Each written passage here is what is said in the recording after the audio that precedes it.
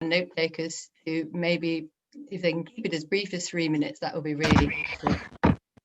Is there any group that would like to start? I don't mind. Thanks, Vicky. Was it Vicky? No. No, was that me? Oh, all right. Yeah. Gillian. Hello, Gillian. Thank you. Is it me? I'm really, yeah. I Go don't. for it. Yeah, go for it. Okay, so the barriers one, we really came down on distraction of the immediate issues. People are only really focusing on getting through the crisis at the moment, and they are worried about their health and their employment and COVID. We all recognise the sort of but I really need my car from people who do see that there's a crisis and want to do something, or I really can't give up butter. So we felt there was a sort of lot of excuses that we need to get through. We then had a conversation which was quite nice to hear, where people were saying about children being really important, and they are educating their children, that the positives of Greta having made an impact, and that we all really wanted bottom-up change, make it like a seed that grows. And we kind of got into what's going to be quick enough, you know, should it be down to making individuals feel that they've got to do the little things like pruning out their emails, or should it be the really big things and getting Apple to sort it out from their end, those kind of problems. I'm not sure we really got into the good news stories enough. We have so much to say, but we did talk about making things socially unacceptable, like smoking has become socially unacceptable, but took a long time. COP26 coming up is a huge opportunity. We liked Madrid, the idea of Madrid a lot, but we had individual experience of how very little money councils locally have got now. So even if we wanted to do that, we're not that confident that we'd persuade them to give money into the hands of the Citizens' Assembly or similar. Yeah, I think that's probably more or less it, I think. Thank you. Thank you very much. Who else would like to? I'll go if that's all right, Stella. Thanks, Vicky. All right, barriers we had. I'll go bottom up. We had people don't want to talk politically locally. Really, we had the unawareness of the urgency, the cost of being green, the convenience, the lack of convenience of it, especially if you sort of have children or something similar to that situation. And it's, another person said it's just difficult getting the community on board, and I think that not wanting to talk politically has probably got something to do with that as well. Positive change, we talked about a lot about technology. A couple of villages nearby have got a WhatsApp group, and they swap and they recycle and they borrow from each other, and this has all come about from COVID, but they want to carry it on, and that's worked really well. And we talked about how that has allowed for positive behavior changes to happen, even though they don't really know they're doing it, you know, because all the political words to do with climate change have come out of it. It makes it a bit they can do it lightly, if that makes sense. We talked about in Linfield how important Linfield life has been, so I guess the local media, you could say, has been really key, and having key people at meetings, because people are overwhelmed by all the politics of it. And I'm really sorry, but did you say was it a kite mart? Businesses working, yes, it is a kite mart. Shouting about businesses that are working in environmental ways, which is similar to what I am hoping to do in Cookfield. And the parish council there in Linfield are doing like a page of resources. Linda, sorry if I haven't added all of the right information for that. Yeah, and Facebook groups, all the same sort of thing, like how technology has become an important part in getting the right behaviours to form locally.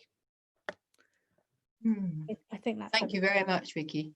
Okay. Everybody's doing really well at keeping to time here. It's very helpful. Janice or Ellie? Yeah, I'll speak up. I want to focus on, we basically found three really barriers. One of them was cultural. People have very ingrained cultural attitudes. It's very difficult to shift those. Another one is, interesting enough, technology. That technology can be a barrier because it creates busy lives, because you can do so much now in technological uses, and it creates such busy lives that people actually forget or back away from actually influencing changes. And the third one, which I personally, a couple of us felt was quite strong, is the decision makers, the people who have the power to make decisions.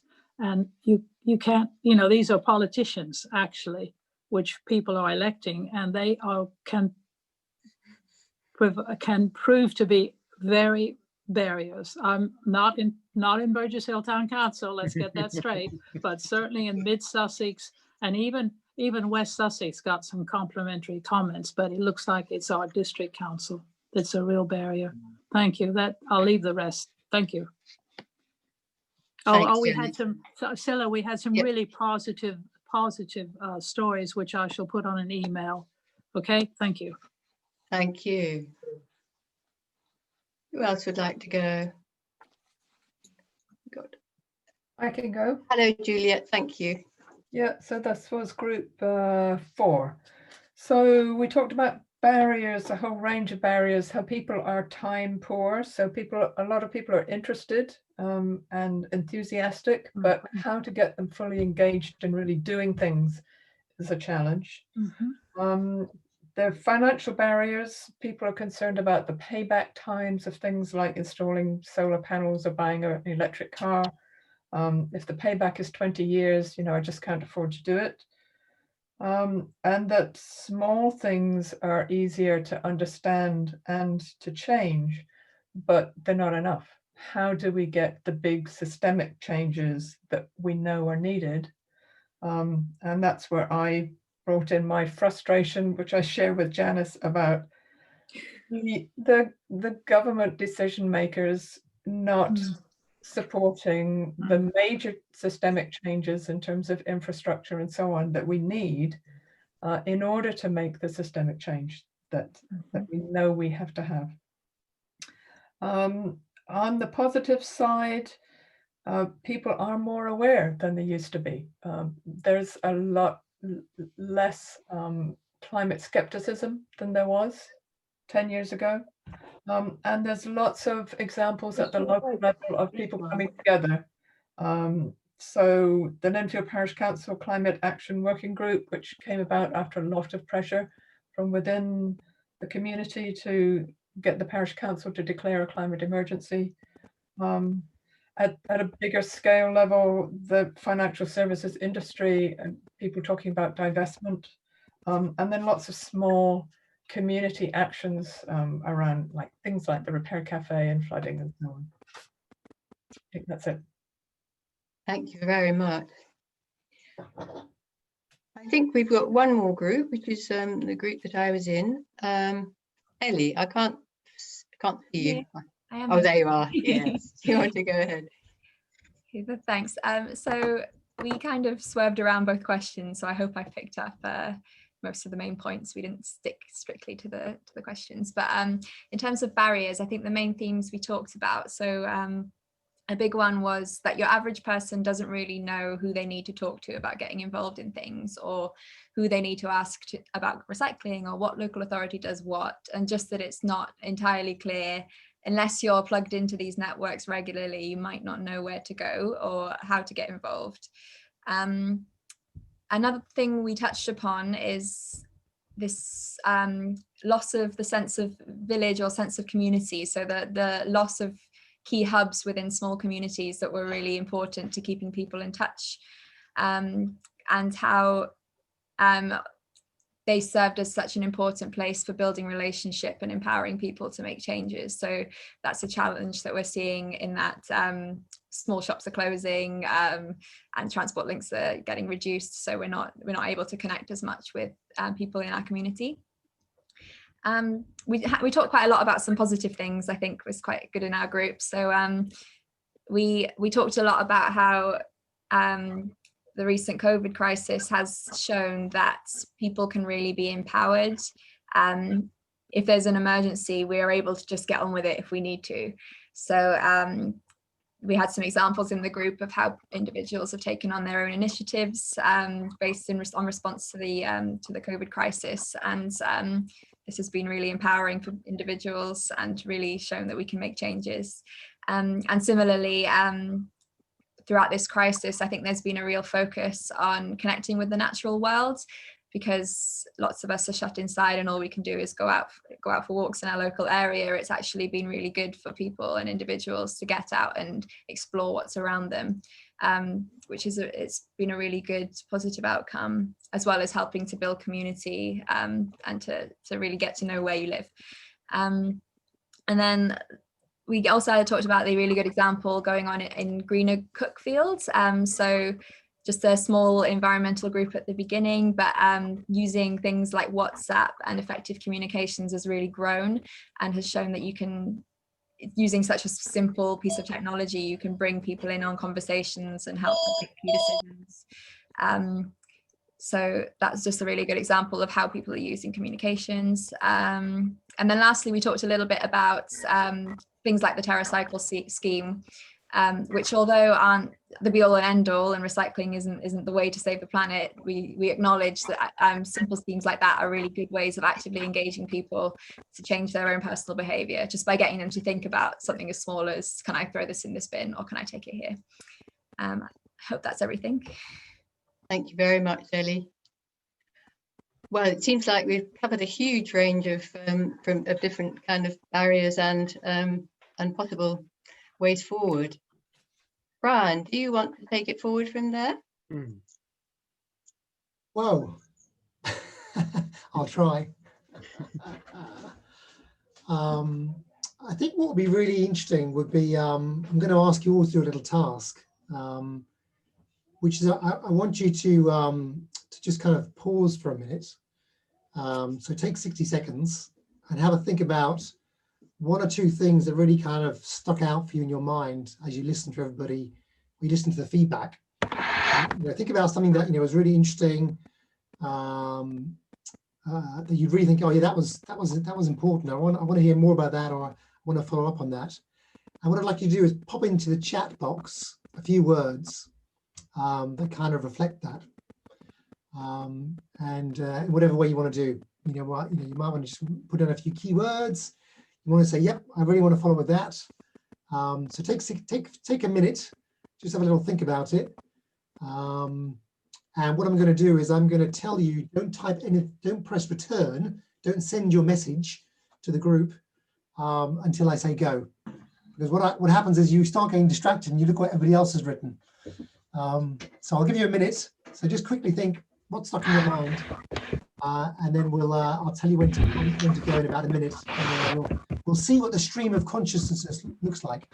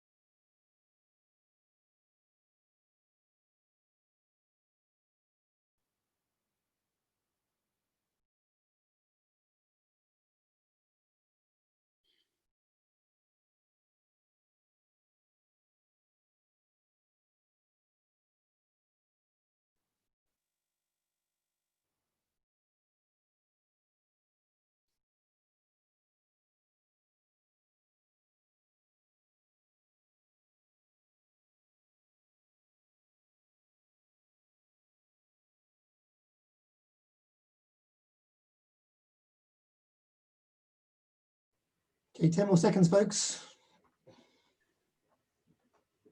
Get ready to press the send button.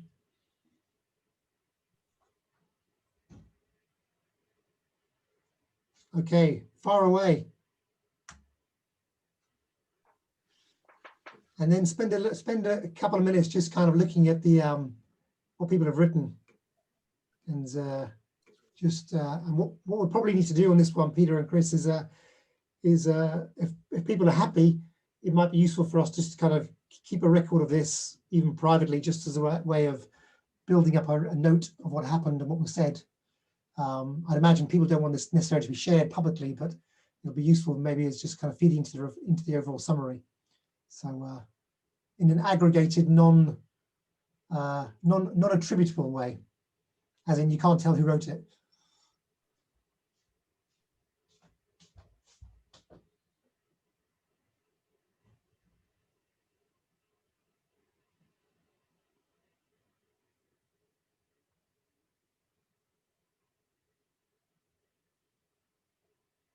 Wow, fantastic. Some great stuff in here.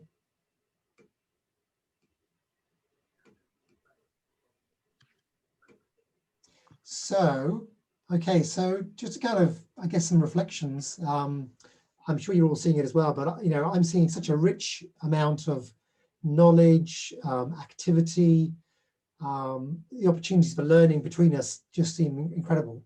So, you know, there's many of the answers I think we need are almost within this group, which is quite exciting. But of course, there are so many challenges as well.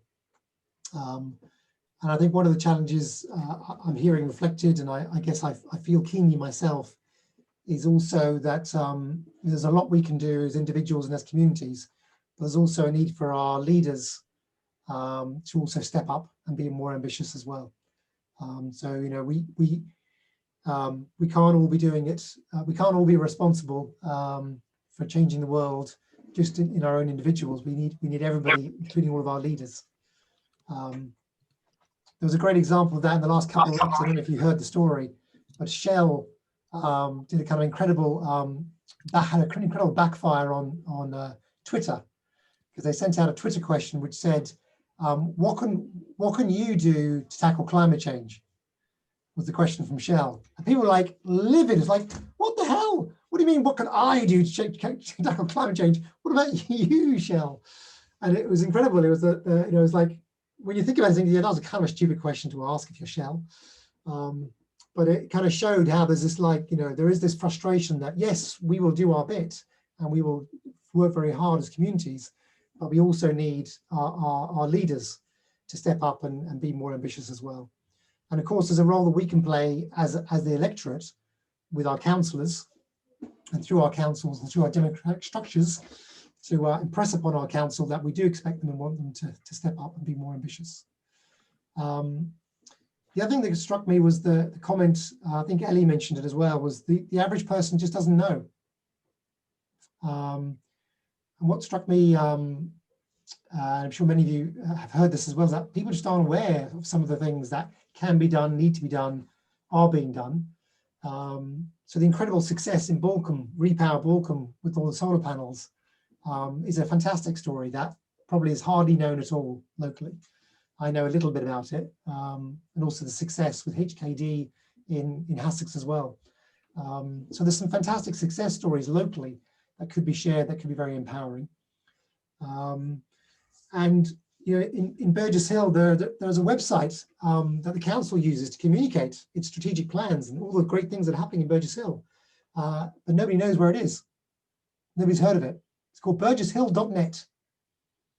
And Janice is laughing, I can see. You know, you speak to anybody, you know, well, you know, even kind of, you know, with people I think probably are fairly well informed, they're kind of active, they're kind of, you know, they're interested. And I say, have you been on burgesshill.net? And they go, what's that? I'm like, really? And it's like, well, yeah, why would you know? So the information deficit is a huge challenge. So I think my reflection is that for the group, one of maybe the questions we need to take away is how do we gather this great insight, and we can for sure do a note and summarize this, and I'm sure the kind of coordinating team will do a great job of translating this out. I guess the question for us is, how can we as a group together collectively capture some of this great energy, great knowledge, great ideas, and take it forward?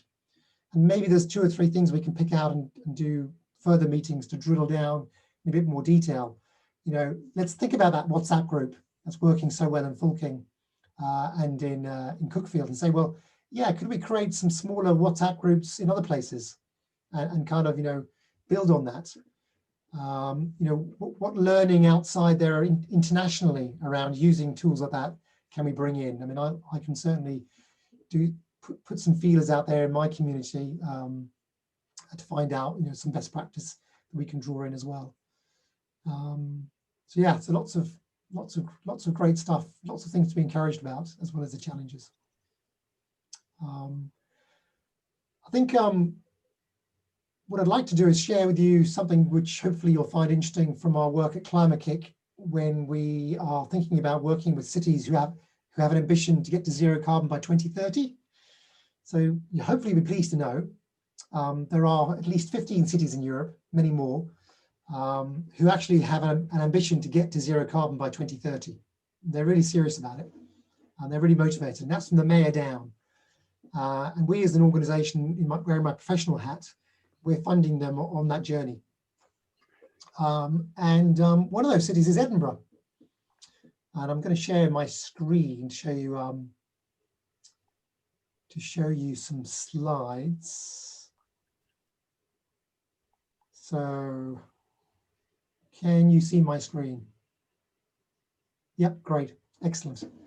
And while I'm chatting here, by the way, please do somebody from the organising group copy that chat. You can just go in there and copy it and paste it into a Word document so we don't lose it. At the end of the call, it'll be gone. I'll do. So Granton Waterfront is an area to the north of Edinburgh. This is the area here of the master plan. And the Edinburgh City Council, with some help from us, are thinking about how do we really think differently about this development project. So it's kind of an extension to the city of Edinburgh, a bit like Northern Ark and Burgess Hill, so thousands of new homes. And they're thinking seriously about how do we make that zero carbon and how do we make it more resilient as well. And one of the ideas they're going to experiment with is this idea of changing the development model completely. So this picture here is how development currently works.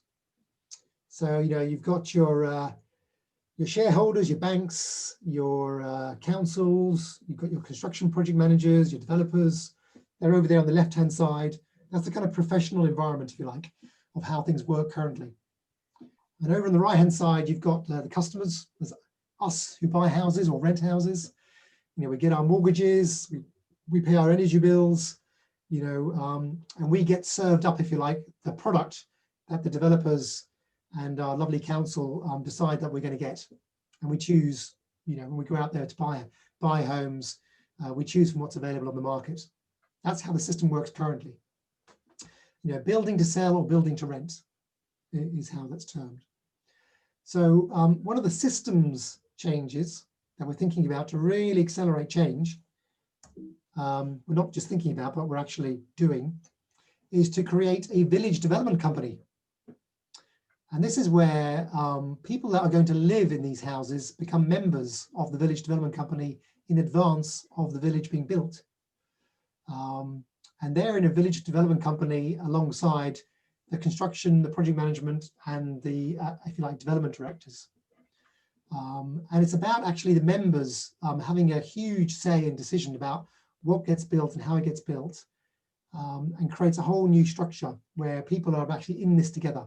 They have a vested interest in what's going to go into the construction, how it's going to be constructed, and actually the profits from the construction stay within the village development company. So rather than shareholders being paid, you know, their dividends and making their big returns on investment, all of that investment, that money that would have left the development, the village, stays inside, which provides huge opportunities to redeploy that money in lots of different ways to create all sorts of different opportunities. And Edinburgh's going to do this. they're now in the process of setting up the legal structures for the village development company, and they're going to be recruiting people that want to be part of this work. And it's building upon lots of examples of similar kind of bits and pieces of this over the last couple of decades in different parts of Europe, different parts of the world. And all the pieces exist currently, and there are some examples of some kind of village development companies around, but nothing quite at this scale in the UK has been attempted. So it's quite an exciting space to be in. One of the ideas within this is this idea of actually building the homes based on individual members' requirements. So you basically design your own home, and also the construction of the home is as much as possible using local materials, and where the construction is done kind of en masse on site. So you're bringing the construction much more locally as well to reduce the cost, the carbon cost of transferring materials and using different materials. So lots of exciting opportunities there. So that's just to kind of give you a bit of a, I guess, a bit of a flavour of what new kind of systems are being thought about. And I think in a way, you know, what's been happening just in a small way with the example of repowering Balcombe, with the WhatsApp group and Folking, you can see how the elements of systems change are starting to happen. And I think I'll just come off share screen. I think one of the learnings for us is the need to kind of start small as communities and to kind of learn how to engage people and how to start making change happening in a small way. And in a way, you build up a bit of a muscle. So you start to create some sort of experience and some knowledge on how to get things moving. And you start small, but then you gradually accelerate and you accelerate, and it's like a flywheel. And before you know it, all sorts of things start happening and people really start to get a hold of it. And that's kind of one of the theories of change, if you like, that we believe is important. But I would say that that's exciting and that's important, and we can do a lot at a local level, but we can't forget that we need to be getting on to our leaders as well, that they need to support that change. And the regulations and the structures need to be in place to enable that to happen. So I think we need a bit of a balance there. That we put some of our energy into the local projects and the local change, but we also, I'm sure many of you councillors are well aware and are doing it. And I know Janice and others, from my experience at Burgess Hill Town Council, they put a huge amount of time and energy into these council meetings trying to make change happen. So I guess one of our challenges is to get more of the general public to be attending these things and to be paying more attention as well. So that's just some brief reflections from me. I think that's it. Well, can I just say thank you very much, Brian, for some brilliant insights and reflections, and also your talk earlier. I think we've learned an awful lot from each other and from you. So thank you very much for doing that. Thank you so much, Brian.